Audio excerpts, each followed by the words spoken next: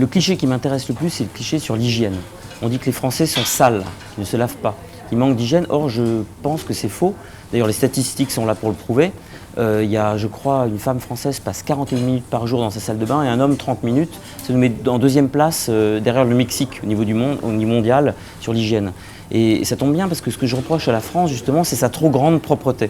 Une propreté qu'on retrouve dans le domaine architectural, par exemple, où on voit des figures très géométriques comme la pyramide du Louvre ou la Défense. Dans le domaine aussi littéraire, quand on voit les rentrées littéraires de l'automne avec les petits romans bien propres, qui sont bien passés à la machine, la couverture blanche d'ailleurs, c'est tout un symbole. C'est-à-dire que même Gallimard est devenu un endroit où on a essoré les livres avant de les donner, il n'y a plus rien qui pique, plus rien qui dépasse. Il n'y a plus de linge sale, il y a du linge propre. On a l'impression d'ailleurs qu'on sent vraiment la lessive quand on voit un livre qui sort à la rentrée littéraire.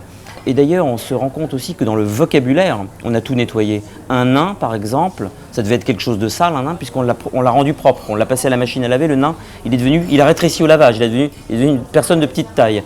Donc, tout est passé à l'essorage, à la machine à laver, au sèche-linge ensuite. Donc, il n'y a plus rien qui dépasse, on ne sent plus les mauvaises odeurs, si vous voulez. Mais alors, ce qui est intéressant, quand on regarde des sondages, et il y a un sondage sur la propreté des Français, on s'est aperçu que même s'ils étaient le deuxième peuple le plus propre au monde, il y a un petit problème. Quand ils sortent des toilettes, il y a 75,6% des Français qui se lavent les mains et le reste ne se lave pas les mains.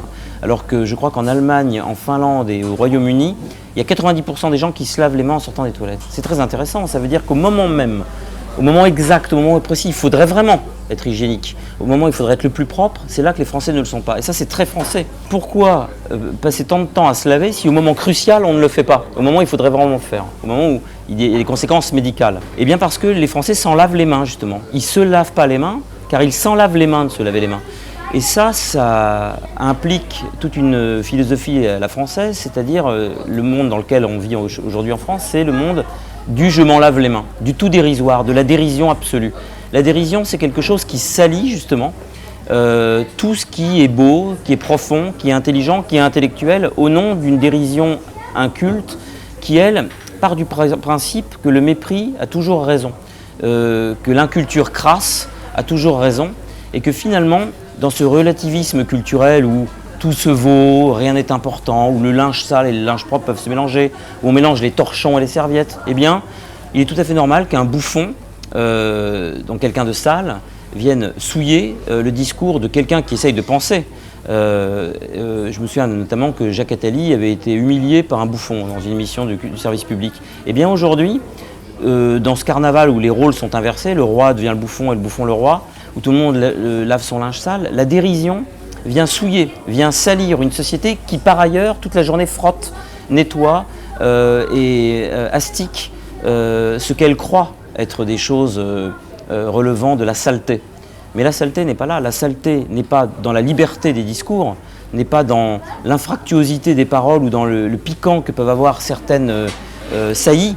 Non, la violence, la saleté, elle est à mon avis dans le fait que dans la société d'aujourd'hui, l'ironie et la dérision ont pris le pas sur l'humour, justement. L'humour, c'est être capable de se mettre en danger et de se moquer de soi-même. L'ironie et la dérision, c'est d'être capable de se moquer uniquement des autres. Et il y a un nombre d'émissions sur Canal+, sur TF1, sur Service Public, où le prisme de la politique, le prisme de la société civile intellectuelle est toujours appréhendé par les comiques, tout le temps. Le petit journal de Yann Barthès, les guignols de l'info, les émissions de Ruquier, tout est passé par le prisme de la rigolade. Eh bien c'est ça que j'appelle finalement le manque d'hygiène. Elle est pour moi là la saleté. Elle n'est pas dans le fait de pouvoir accepter n'importe quel discours. C'est bien plus grave et c'est beaucoup plus insidieux.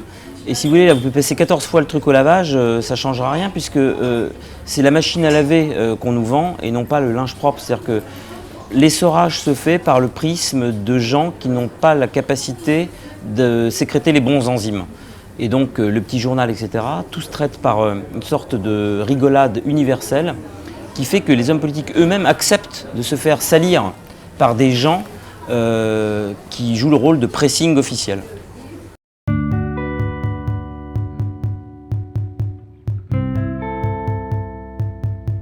En fait, le cliché auquel je ferai la pause, c'est le cliché du Français qui baise bien. Car j'ai remarqué en discutant avec beaucoup de filles que les Français oscillent entre deux extrêmes de la vulgarité ou de la pornographie, qui sont justement la pornographie pure, c'est-à-dire la bestialité sexuelle béate, profane et inculte, ou bien les lettres d'amour romantiques à tout va, dégoulinant de guimauve. Or, dans beaucoup d'autres pays, où on passe ni par la case de l'intellect, ni par la case du romantisme, ni par la case de la bestialité, on nous montre que par la danse, par exemple au Brésil, par une sorte de contact plus rapide avec les gens, plus grande spontanéité, on évite ces deux écueils-là. Et je pense que moi, les Français sont sans doute, de ce que j'entends par les femmes, les pires baiseurs du monde.